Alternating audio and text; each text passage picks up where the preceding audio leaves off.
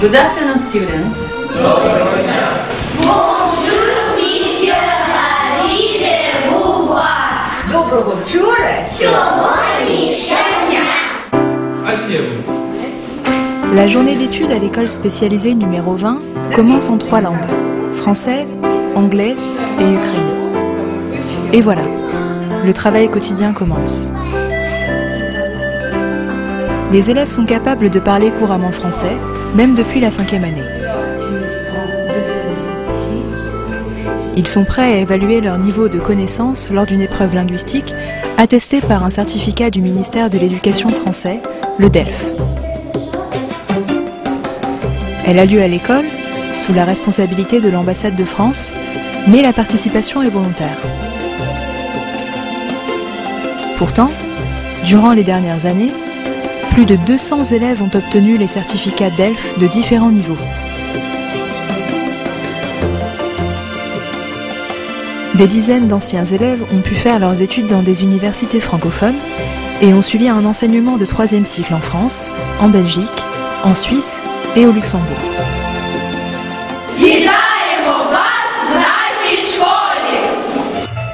Toutefois, il arrive que le rythme soutenu des cours cède la place aux fêtes.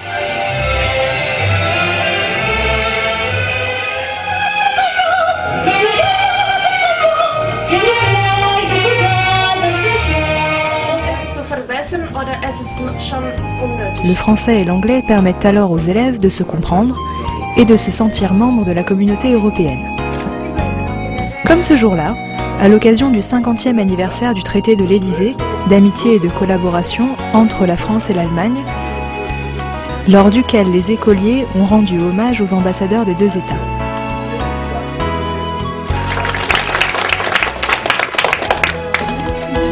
L'école 20 a accueilli 900 écoliers de Bologne et d'autres arrondissements de la capitale. 60% de ces anciens élèves poursuivent l'apprentissage approfondi des langues étrangères dans des établissements d'études supérieures. Après la terminale, ces élèves choisissent non seulement les universités des sciences humaines, mais aussi les facultés de l'Académie Mogilianska, de l'Université nationale Shevchenko, de l'École polytechnique de Kiev et d'autres établissements d'enseignement supérieur de l'Ukraine. La langue française est bien répandue dans le monde. Elle ouvre de différentes perspectives et possibilités à l'enfant. Cependant, en 1998, quand l'école a fait le choix du bilinguisme, les parents d'élèves ont eu un peu peur de l'innovation. Mais une période de 10 ans de pratique fructueuse a prouvé que le bilinguisme n'est certes pas facile, mais qu'il offre des perspectives d'avenir.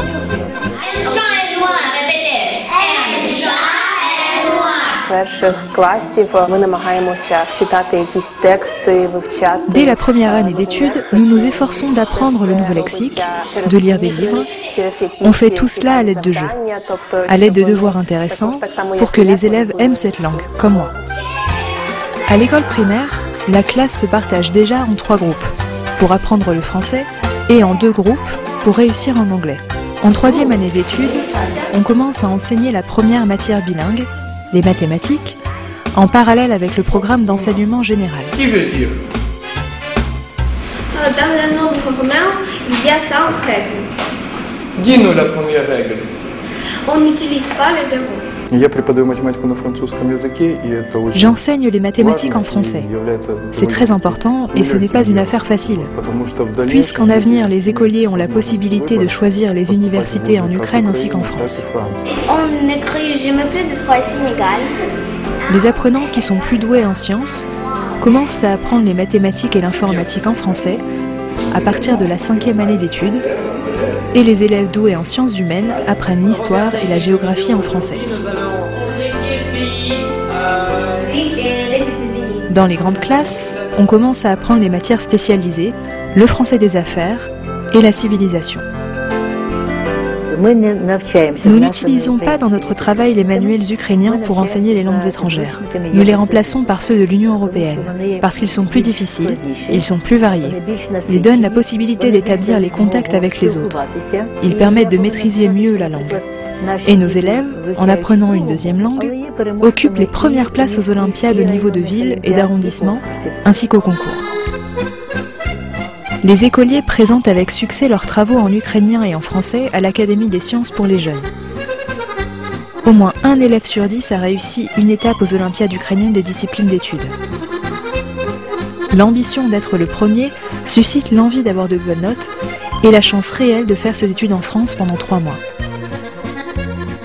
L'école entretient les relations étroites avec le Collège français de Rethel.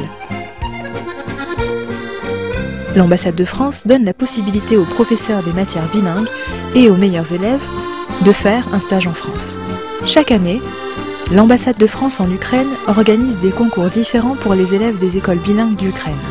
Cette année, on a proposé aux élèves le sujet suivant. Défend les droits de l'homme. Quel nouveau droit de l'homme faudrait-il ajouter aujourd'hui à la déclaration de 1948 ?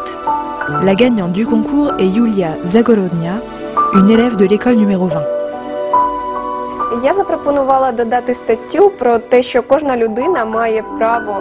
J'ai proposé d'ajouter un article qui montre que chaque personne a droit à un bon niveau de vie, mais qu'elle a aussi des devoirs. Ces devoirs nous poussent vers la protection de la nature, l'amélioration de l'écologie et de l'environnement. Chez eux, à Kiev, les écoliers participent à la préparation des projets européens.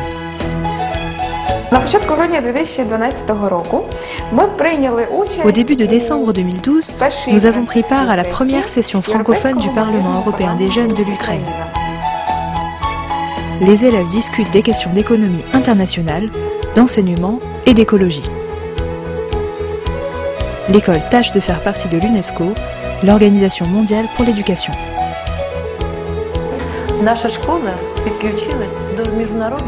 Notre école a joint le projet international des écoles associées de l'UNESCO. Son but est d'éduquer une personne tolérante et démocratique, citoyen du monde. La stratégie que nous avons choisie est de penser globalement et agir localement.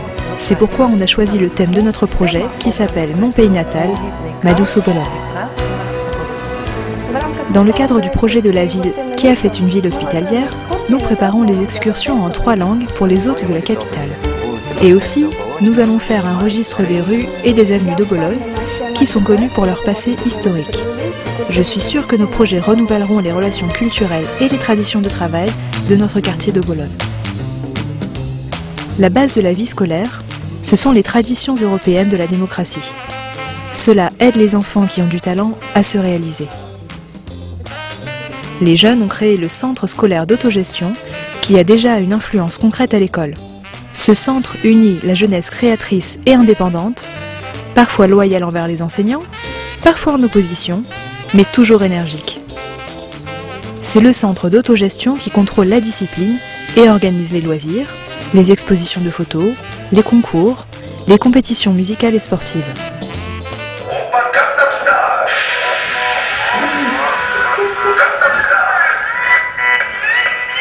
Chaque mois, le centre de presse scolaire publie toutes les actualités intéressantes sur les pages du journal scolaire Point de vue.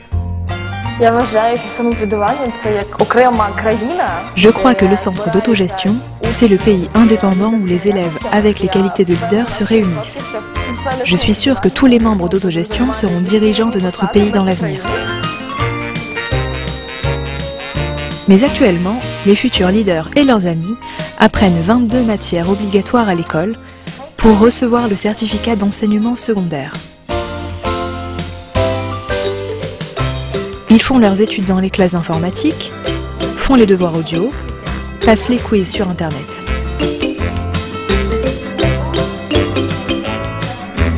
En été, les élèves se reposent dans la colonie de vacances de l'école, colonie des connaisseurs actifs des langues étrangères et du sport. Mais l'essentiel est qu'ils fassent leurs études avec des professeurs expérimentés. Parmi eux, 3 professeurs ont le titre d'enseignant honorable d'Ukraine. 40 professeurs ont les titres d'enseignants méthodistes et d'enseignants de haute qualité. 13 professeurs ont aussi gagné le concours professeur de l'année. Pourtant, ce ne sont pas leurs succès dont ils sont fiers, mais la réussite de leurs élèves.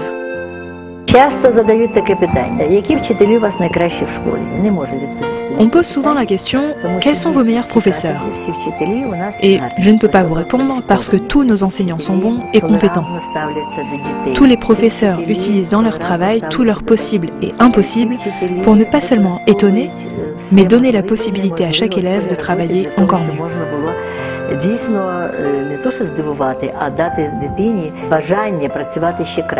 Les enseignants d'ukrainien sont qualifiés. Les jeunes professeurs y enseignent. Les enseignants de mathématiques sont bien forts. Il y a les professeurs qui travaillent à partir de 1969, la fondation de l'école. Les enseignants de français et anglais sont aussi expérimentés.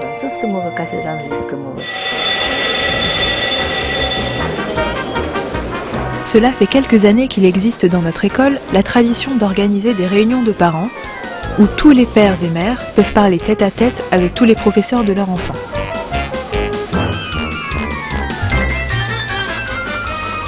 Et à chaque rentrée, notre école invite les parents à venir visiter les salles de classe et halls rénovés où leurs enfants passeront l'année scolaire.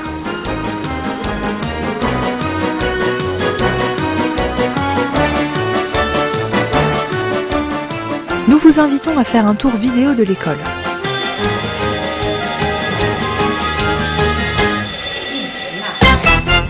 Commençons par le bâtiment où les petits font leurs études. Ils ont leurs cours dans ces salles de classe claires et confortables.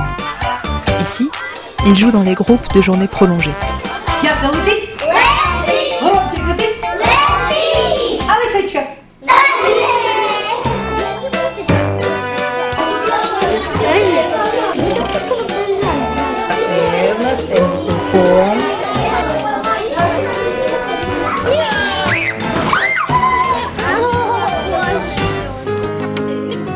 On vient ici pour les cours de français.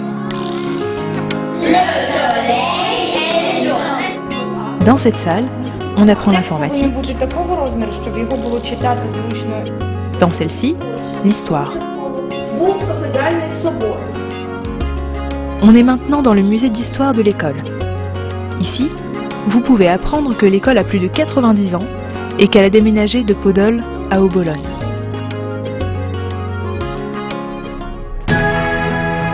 Soyez les bienvenus dans le musée ethnographique Svitlitsia. C'est une salle où, d'après la tradition populaire, on accueille des hôtes de qualité et où on respecte les rites populaires.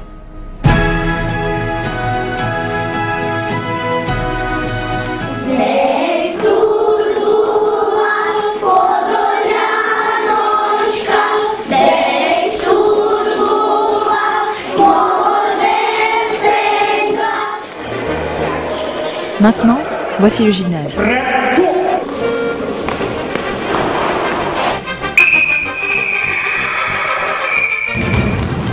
Depuis plusieurs années, l'école est considérée comme l'une des meilleures dans son arrondissement, d'après les résultats sportifs. Et voici la salle des fêtes. Les petits acteurs et actrices maîtrisent les techniques théâtrales sur des tréteaux. Нет, это не переляк. Тети слова. Qui j'ai bien dormi. Молодец, il faut courir. Chaque année, la fête Les Facettes ont du talent a lieu dans cette salle. On récompense ici la meilleure future personnalité publique et l'espoir olympique, la vedette artistique et les meilleurs érudits de l'école. On rend hommage aux gagnants des Olympiades, des concours internationaux et municipaux. On organise ici beaucoup de concours.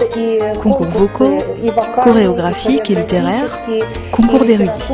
Les enfants peuvent développer leurs capacités artistiques dans les activités créatrices. Ouvrir le cœur à la compassion et aider les enfants malades. Ces actions d'école sont surtout chaleureuses, bien qu'elles ne soient pas festives.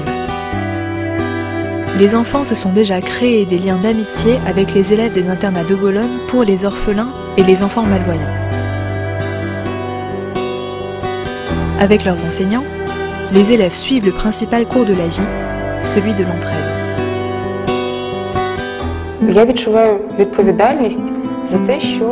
Je sens la responsabilité de ce que je dois éduquer, enseigner. Et ces yeux des enfants que je vois, c'est incroyable. Ça vaut la peine de travailler.